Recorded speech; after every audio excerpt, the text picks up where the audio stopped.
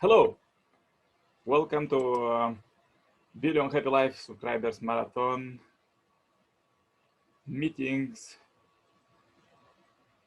reading word scriptures, motivational quotes for happiness. Thank you for joining.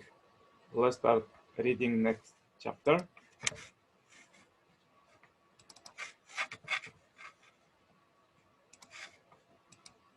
Perfection. Good topic today. Scriptures describe the virtues of a person who is one with the absolute, who is firmly established in truth, who is without sin and bondage to worldly corruption, and who exhibits the fullness of sanctifying grace. He or she may be called a saint, a sage, a Buddha, or a divine man. This state of perfection is not beyond our reach. It is our goal to be attained if we only make the effort. Gandhi once said, life is an aspiration, it's a mission, is to strive after perfection, which is self-realization. The ideal must not be lowered because of our weakness or imperfections. The passages in these sections describe the excellent quality of a person who has attained the state of perfection. Three characteristics of perfection in particular stand out. The first is mind-body unity. The saint has a dominion over him or herself, having overcome selfish desires and being purified of any feeling of lust, greed, or other cravings. As a result, he only wished to do what is right in accordance with God's will and the dictate of conscience. In St. Augustine's words, he is one who can love God and do what you will. Second, perfection is a state of unity with God. God is the pattern and model of the highest human aspirations. Thus, the saint participates in God's own perfection and comes to embody God's attributes, absoluteness, unchanging compassion, righteousness, etc. Third, perfection means they embody God's true love. Love or compassion is the core of God's being, as expressed in His untiring efforts to save sinful people. Therefore, a man or a woman of perfection delight in the well-being of others and selflessly work for their benefit. Saintly love has no partially regards no one as an enemy, but always repays evil with good. Perfection begins with the own unity of mind and body. From Buddhism, a quote, a novice asked the Buddha, what is goodness and what is greatness? The Buddha replied, to follow the way and hold to what is true is good, when the will is in conformity with the way that is greatness. From Islam, quote, none of you truly believes until his inclination is in accordance with what I have brought. From Jainism, one who is rich in the alignment will not indulge in any sinful action, since his conscience is guided by the intellect fully illuminated with truth. From Buddhism, whose mind are well perfected in the factors of alignment, who without clinging delight in the giving up of grasping they, the corruption-free shining ones have attained nibbana even in this world. He whose senses are subdued like steeds, well trained by a charioteer, He who pride is destroyed and is free from the corruptions, such steadfast one, even the gods hold dear. Like the earth, a balanced and a well-disciplined person resents not. He is like a fool, unsullied by mud to such a balance one life wandering do not arise. Calm in his mind, calm in his speech, calm in his action, who rightly knowing is wholly freed from defilements, perfectly peaceful and equipoised. The man who is not credulous but truly understands the uncreated nibbana, who has cut off of the links, who has put an end to occasion of good and evil, who has eschewed all desires, he indeed is a supreme man. Arjuna, tell me of those who is live established in wisdom, ever aware of the self of Krishna. How do they talk? How sit? How move about?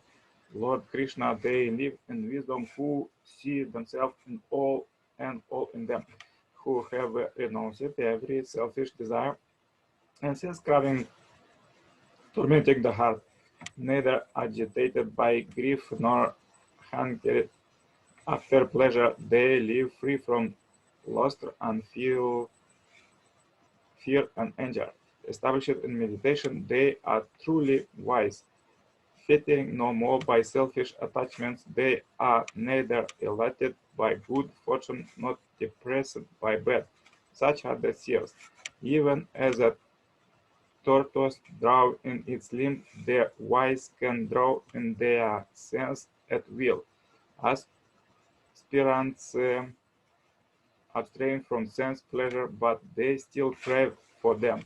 This craving all disappear when they see the highest goal, even of those who tread the path. The stormy sense can sweep off the mind.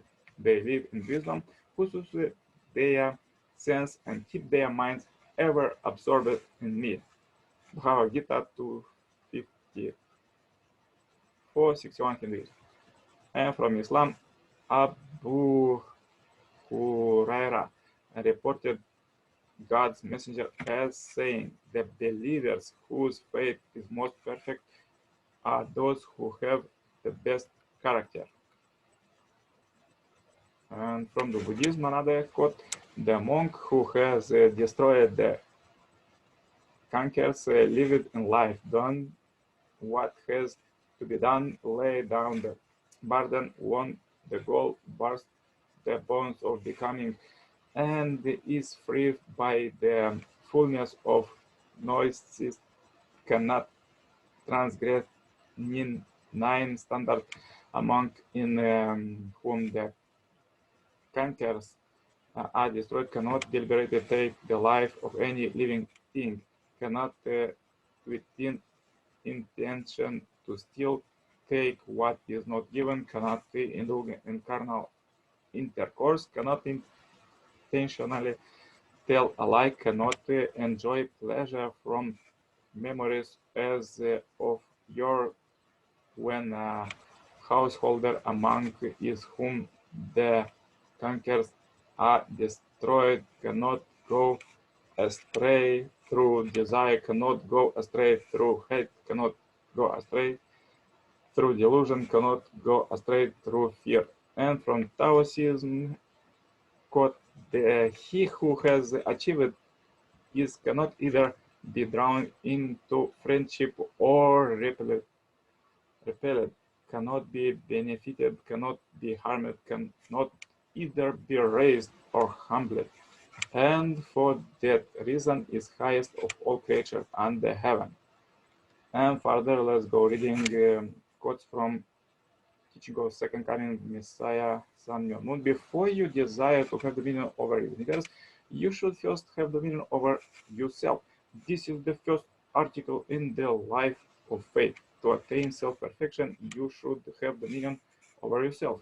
In other words, you should reach the state of self-mastery, controlling your body with no conflict or opposition between your mind and body. The structure of a human being consists of dual aspect, mind and body.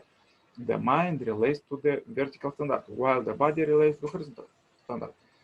Had human being attained God's ideal standard at the beginning, always receiving God's love, then whenever the bell of God's love would ring in their vertical mind, their body on the earth plane would resonate with it and feel uh, everything. Whenever the mind, like a spirit self, resonate vertically with true love, the body on the horizontal plane would naturally respond. When you strike an A on a turning fork, it sends a wave of a certain frequency through space, and when they match the frequency of another object, that object sends its waves back. This is called resonance. Likewise, there is resonance between mind and body at the frequency of love. When love strikes the mind or spirit self, the body responds. Had human beings not fallen, it would have been this way. By what standard would the resonance occur? The resonant frequency had to be true love. When your mind and body became one, God will be with you. This is fundamental principle. Why would God be with you at that point? Because that is where love is. Love begins when mind and body became one. For love to flow, subject and object are necessary. Therefore, God is with the person who has established mind and body unity. Then his or her body becomes God's temple. What sort of place is God's temple? It is a place of Sabbath rest. And what can God rest? Love. God's temple is the place to rest in the love of God. The highest human aspiration is the abide in the place of love, the world of heart. It is like a fountain. There is no end to love, no matter how much pours out. Why does love have no end? Because God dwells there. God is like pure gold. There is nothing false about God. What should we do to be united with God? We should not be false people. That means our mind and body should be united, just as God, internal nature and external form are united. That is the meaning of Matthew 5:48. You therefore must be perfect as your heavenly Father is perfect. Each member of the family first needs to perfect his or her individual character. This requires removing the fallen nature, which has been passed down through the generations since the human fall. In other words, each person must be victorious in the struggle between the mind and body. Then the world of harmony will bear fruit in that individual perfection character, a state of one heart, one mind, and one thought. Fallen nature, which cause jealousy, envy, greed, hatred, and all other evils, will never again take root in a person who has achieved that state. The purpose of religion is to cultivate people of character who live by the laws of the world of the heart and all the principles of the cosmos, and thereby govern the emotions of life. Unless you can perfect yourself, you cannot perfectly love God. And further, let's read from the World on the Way to Perfection, the chapter World Perfection. Today's countries and the world are like a speeding bus without a clear direction. Moreover, if we ask bus drivers, our presidents, or even leader of UN, where we are going in 100 years or 1000 years, we couldn't get a clear answer. This is because current politicians care only about what will occur in their 5 years when they are in power. When we elect them, we are hoping to elect a leader that will do something lasting and impactful on a global scale, not only for our individual country, but also for our entire world, that will affect for good future generation too. Moreover, very strange things are going on in the world nowadays, but we everything try to be blind about. For example, almost all so-called developed countries are selling armaments and deadly weapons to developing countries under the excuse that we are helping them. These developed countries involved in these practices are aiding in the provocation of conflict and war. Then these developed countries spend our tax money to send troops or soldiers to fight and war against those using the same weapons we sold to them. Many people are dying just to make money for the arms industry. Many instances of corruption are happening in all levels of government in various countries. Why are we so blind to this?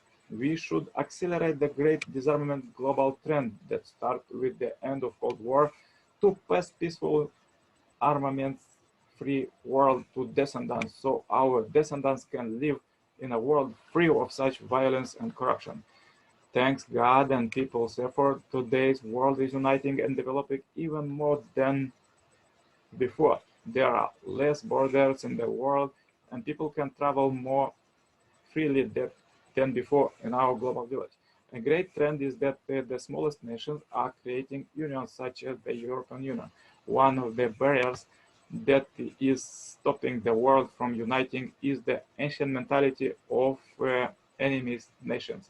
This mindset on the individual level that others are enemies, as we have discussed in previous chapter, also occur on the international level as well. In addition, civilization is developing so fast that governments have not been able to keep up with technology and their people. One very sensitive issue today is that taxes are constantly increasing, and it is creating friction between government and its people. There are saying that taxes are the payment to live in a free world, but many are questioning how the government uses them. The bigger the country, the more it uses taxes for war. People are demanding healthcare and education for almost free, but we are seeing that the healthcare and education program offered by the government are of the lowest level. Why are government not using the latest development in these areas to serve their people? The answer is simply because of corruption. The government tried to stop progress, invents enemies and sanction, and they create more borders. And this is all because of corruption. It is such a pity that in our current age, so many politicians still use ancient tactics with wars and sanction to distract the attention of the people instead of helping them prosper. Hopefully, with modern technology and social networks, we will continue to call out the mindsets of our leaders as life becomes more transparent and less corrupt. Making a step forward and thinking a bit, we can figure out that today's world doesn't need any borders, and all people in the world should receive the same basic education in any country so that they be able to work and live freely anywhere.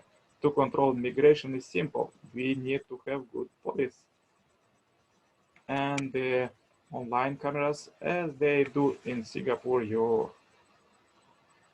or there could be maintained just by police. With today's tech development, there is an obvious fact that we don't need borders anymore. As we study history flow, we can understand that it has a clear purpose to create an ideal world. All humankind, even individuals, are now aware of it, is connected as one network, one body. We notice or not in our life, but all humankind are interconnected. Therefore, social networks get so big successful nowadays. Only small problem is in any corner of the world is reported. Any small problem in any corner of the world is reported in the news, and humanity emphasizes about it. Even more significant is that we are not only connected to technology, but we are connected to each other spiritually. As spiritual beings, we are connected with the spirit world and with God, as testified by many spiritualists. It is evident that when we hear stories of people dreaming of their relatives who went to the spirit world, many scientists and business people are also receiving revelation through dreams, like we mentioned above. People are also having experiences of dying and coming back with similar stories about what happens and where they went while they were dead, often describing another world where they met family members. We see already that families, tribes, and even religions and full regions leave their mother countries and join another. This is a global trend that almost all countries that are free to choose will want to join Europe, US, or another developing country. Therefore, world unity is inevitable. Also, people need a global passport to free migration to not have such big problems at the borders. For more about Global Passport Initiative, read my other book, The World of 2020s. These days, we see that migration is so good at helping to develop countries and create an environment of financial and cultural harmony. Many great-minded people have been proposing the idea of a global government, something that seems to be an inevitable part of our future. Local governments will be better connected to each other to the point where they would not be able to function without such interactions. Even though we have United Nations, it seems that much of the political discussions take place there have been about where to bomb next or why the previous bombing wasn't hidden enough from the media and people. By pursuing only their national interest, it seems that many countries are unable to grow from juvenile thinking and mature enough into real diplomats with an parental heart to take smart decisions that will benefit all humankind, not only for now, but the future too. The UN needs intercultural and interreligious councils creating to help bridges gaps toward mutual understanding and agreement for all humankind to prosper. Laws, national and international, have to keep in accordance with divine principles. Otherwise, it simply don't work as we see nowadays. However, some laws are too nationalistic and disturb international cooperation and development. Hopefully, it's developed a lot recently, so a harmonious global community is inevitable. As we begin the 21st century, we find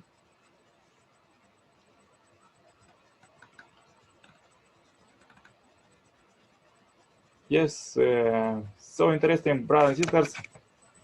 Thank you very much for watching this video, for joining our daily motivational meeting, reading quotes from world scriptures. This Billion Happy Life Subscribers Marathon. Please comment this video and share it with all your friends who will interesting to develop our global village more perfectly and finish global peace building by 2027. For cooperation, contact me. Have a great, blessed day. All the best.